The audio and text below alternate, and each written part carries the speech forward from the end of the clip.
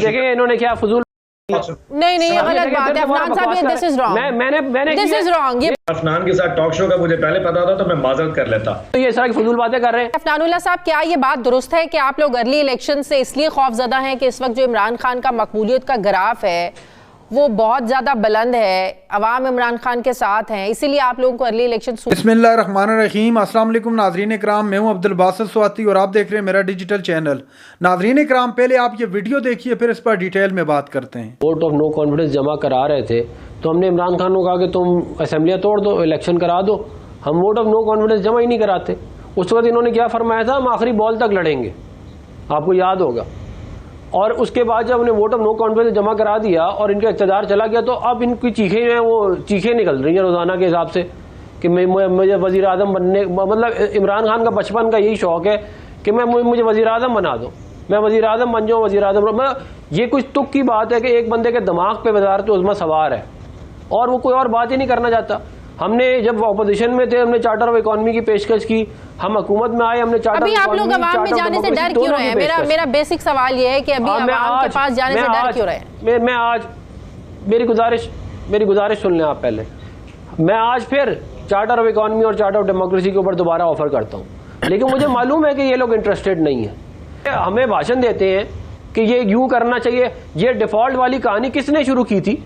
ये इमरान खान ने जाते जाते IMF प्रोग्राम को ख़राब किया, जाते जाते या कहते हैं मुल्क की जो इकॉनमी उसके अंदर बारूदी सुरंगें डाली और उसके बाद जाके कह रहे हैं अगले दिन से कह रहे हैं मुल्क डिफॉल्ट हो जाएगा। भाई 4.25 साल से तो तुम्हारी हुकूमत थी, उससे पहले कैसे मुल्क डिफॉल्ट हो जाएगा अगर तुमने बोले इतनी अच्छी इकॉनमी छोड़ी थी मुल्क की? ये बताएं ना, इसका जवाब दे। 4 साल इन्होंने मुल्क को लूटा, मुल्क की इकॉनमी को तबाह बर्बाद किया और उसके बाद जो है रोज़ाना के हिसाब से एडवर्टाइजमेंट करते फिरते कि मुल्क डिफॉल्ट हो जाएगा। मतलब इन लोगों को शर्म आनी चाहिए। ये बड़ा आसान होता है कि आप हुकूमत के ऊपर सारा मुद्दा घुमा फिरा के डाल दें। भाई हमने तो 50 दफ़ा कहा है कि हम बात करने के लिए तैयार हैं, इकॉनमी पे भी और आगे जो सिविल मिलिट्री रिलेशन है उसके ऊपर भी, चार्टर डेमोक्रेसी के ऊपर भी।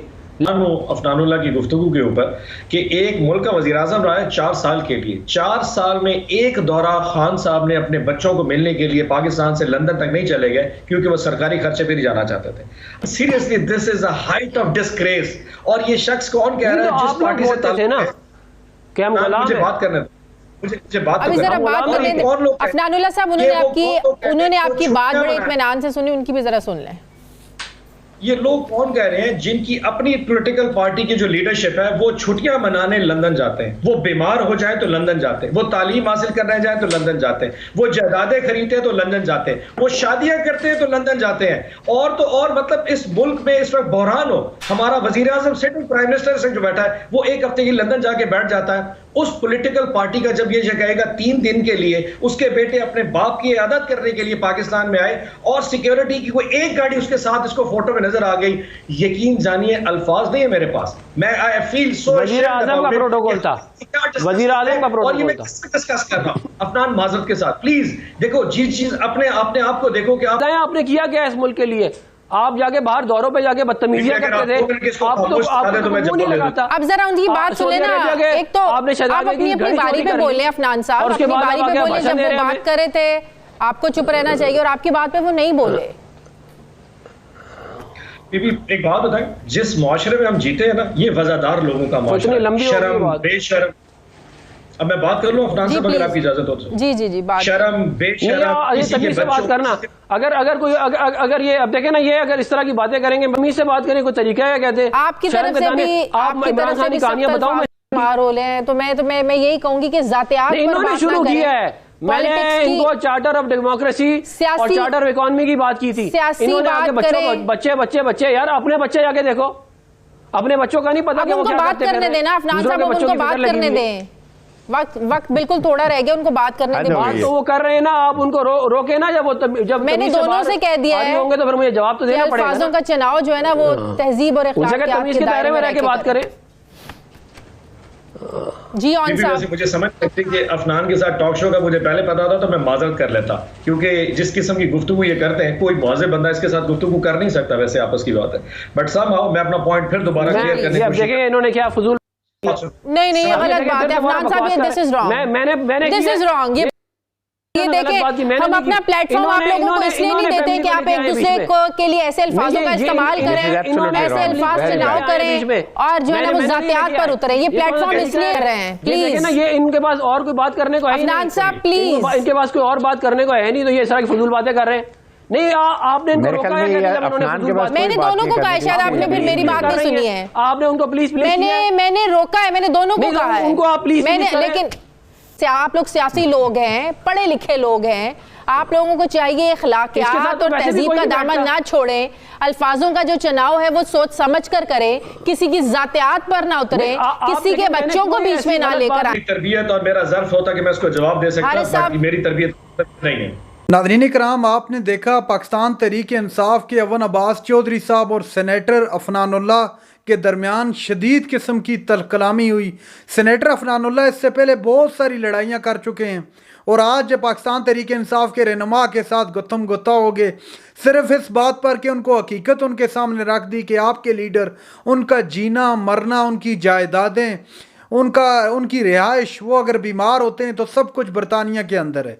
और इमरान खान की पूरे 4 साल के अंदर हुकूमत रही, लेकिन इमरान खान अपने बच्चों से मिलने तक नहीं गए, सिर्फ मेज़ इस वजह से कि वो सरकारी खर्चे पर बाहर नहीं जाना चाहते थे। ये बात क्या करनी थी कि आग लगी सेनेटर अफनानुल्लाह को और उनको बहुत ज़्यादा बुरी लगी ये बात कि उनके सामने सच क्यों रख दिया, हकीकत क्यों खोल के रख दी। हालांकि मियाँ साहब बरतानिया के अंदर जिस घर के अंदर रहते हैं उस घर की रसीदें अभी तक नहीं दे सके, जिसकी मनी ट्रेल अदालत उज़्मा कई सालों से मांग रही है। और उसके बाद नवाज शरीफ यहाँ तक के एक मामले के अंदर आप जानते हैं कि नवाज शरीफ यहाँ से 4 साल के 4 हफ्तों के लिए गए थे और आज तकरीबन 4 साल से ज़ायद का अरसा हो चुके और अभी कहा जा रहा है कि 21 अक्टूबर को वापस आ रहे हैं। और इनका हाल ये है कि इन्होंने जलसा किया, जलसा तो मैं नहीं कहूँगा, एक गली के अंदर जलसी की। ये सिर्फ मैं नहीं बात कर रहा, आप मीडिया उठा के देख रहे हैं, मैं देख लें, मेन स्ट्रीम मीडिया, उसके अलावा डिजिटल मीडिया, सोशल मीडिया, कोई भी आप उठा कर देख सकते हैं कि लोग तनकीद कर रहे हैं।